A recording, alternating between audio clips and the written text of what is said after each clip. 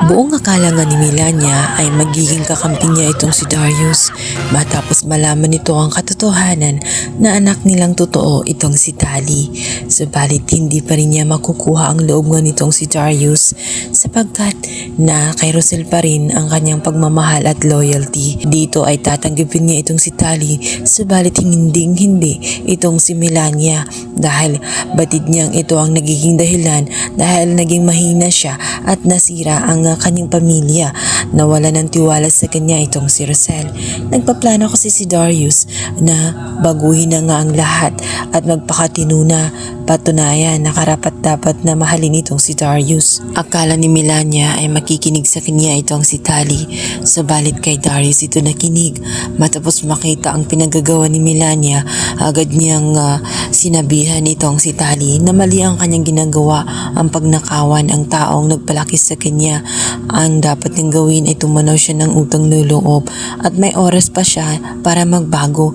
Kaya naman ang hiling ni Darius bilang isang ama at concern siya rito ay nais niya na ibalik ang naturang pera nang sa ganon ay hindi na magalit sa kanya ang kanyang nanay Rose. Subalit madadarang naman itong si Tali matapos nga makita itong si Belle.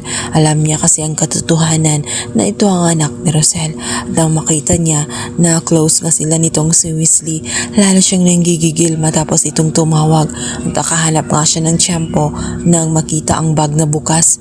Gusto niyang ilagay ang naturang pera doon nang sa ganon si Belle ang mapagbintangan. Mawag ng pansin itong si Tali matapos ngang napaka-OA na bigla na lamang nagsisisigaw sa naturang shop at ayon sa kanya ay nagnanakaw ng pera itong si Belle.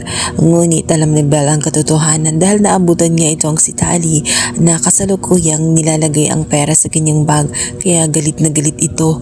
Nagwala man sila at nag-away silang dalawa.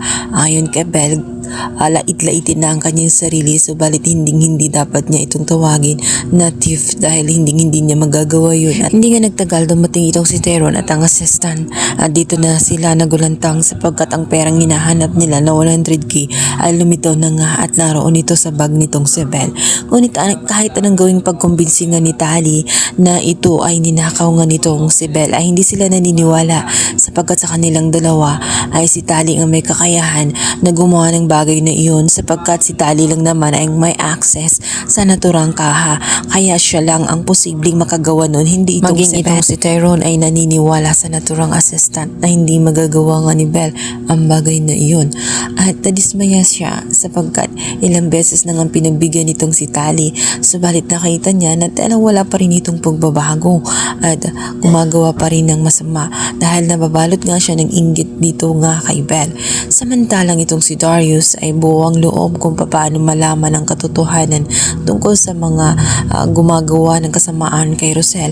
At dito nga ay bamanmanan niya itong si Melania upang malaman kung sino ang kasabot nito at magugulantang siya dahil si Bea at